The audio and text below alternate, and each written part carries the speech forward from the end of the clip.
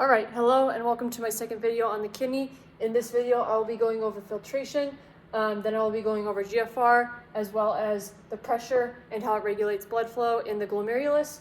Then I'm going to go over clearance, and then lastly I'll be going over a concept called tubuloglomerular feedback. So basically that's something that's tied to blood pressure in the glomerulus. So I'm going to go ahead and begin with filtration. So coming over here to this image, we've got basically a stick figure image of a kidney and the bladder. So this box is going to represent the kidney, this box will represent the bladder, and then we have our ureter, which is our connection tube. Basically what's happening is in the kidney we have this thing called filtration, and what's happening is lots of substances are getting filtered in a region called the renal corpuscle. And basically all we need to know about that is it is consisting of the glomerulus, which is basically a region where we've got the capillaries that are basically making a whole bundle in what's called Bowman's capsule. So I'm just going to go ahead and draw that out for you.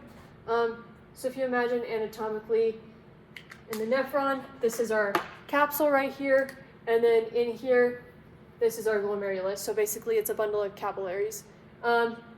And that is associated with the afferent arteriole and the efferent arteriole, and that's going to go on to make the rest of the capillaries that are connected to the nephron, which are the peritubular capillaries and the vasorecta in the juxtamedullary region. Moving forward, I'm going to go over blood pressure next. Okay, so basically what's happening is, if you remember from my video on blood pressure in the heart unit, basically it's the same idea. So we have one side, this is our afferent arteriole, which I'll go ahead and label so it's not confusing. So this is our afferent arteriole, this is our efferent arteriole.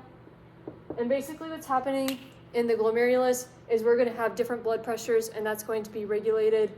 That's going to be regulating our blood flow in the glomerulus. So basically you have our hydrostatic pressure, which is the blood pressure going out of the blood, and that's going to be about 55 millimeters of mercury.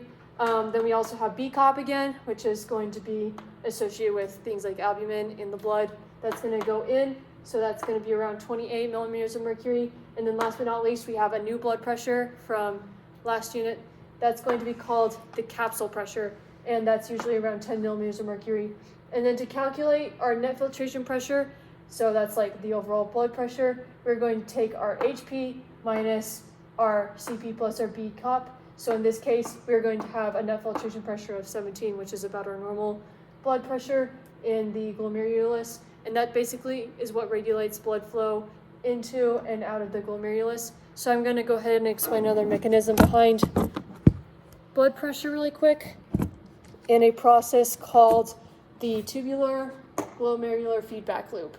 So basically that's kind of a process involved in autoregulation. So it's an involuntary process, and what's happening is, so for example, if you have low blood pressure, that's going to activate, or that's going to lower our filtrate levels, which is our sodium chloride. That's going to be detected by the macula densa, which, if you remember from the last video, that's going to be between the ascending tubule and the distal tubule.